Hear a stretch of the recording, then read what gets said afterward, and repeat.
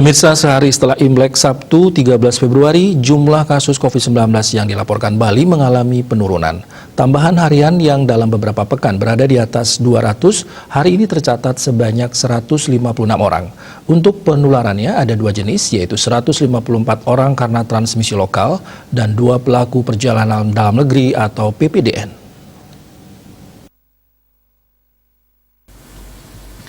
Dilihat dari data Satgas Penanganan COVID-19 Bali, kumulatif kasus selama 11 bulan dilanda pandemi mencapai 30.286 orang.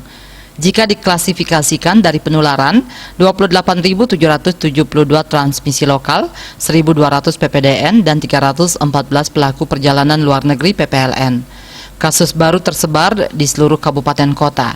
Jumlah terbanyak berjumlah puluhan kasus, dilaporkan 4 kabupaten kota dengan predikat zona merah, yakni Denpasar 32 orang, Badung 30 orang, Gianyar 26 orang, dan Bangli 23 orang.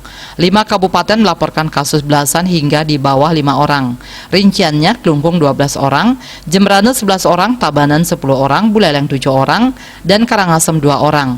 Terdapat juga 3 warga kabupaten lain terkonfirmasi COVID-19. Pasien sembuh juga dilaporkan seluruh kabupaten kota, 4 besarnya merupakan zona merah. Rinciannya, Denpasar 89 pasien sembuh, Badung 56 pasien sembuh, Tabanan 29, dan Gianyar 21 orang.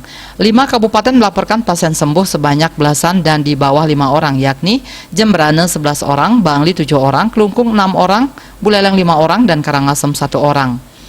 Terdapat pula 1 warga dari kabupaten lain dilaporkan sembuh. Kasus aktif berkurang sebanyak 84 orang, sehingga kumulatifnya menjadi 2.932 orang.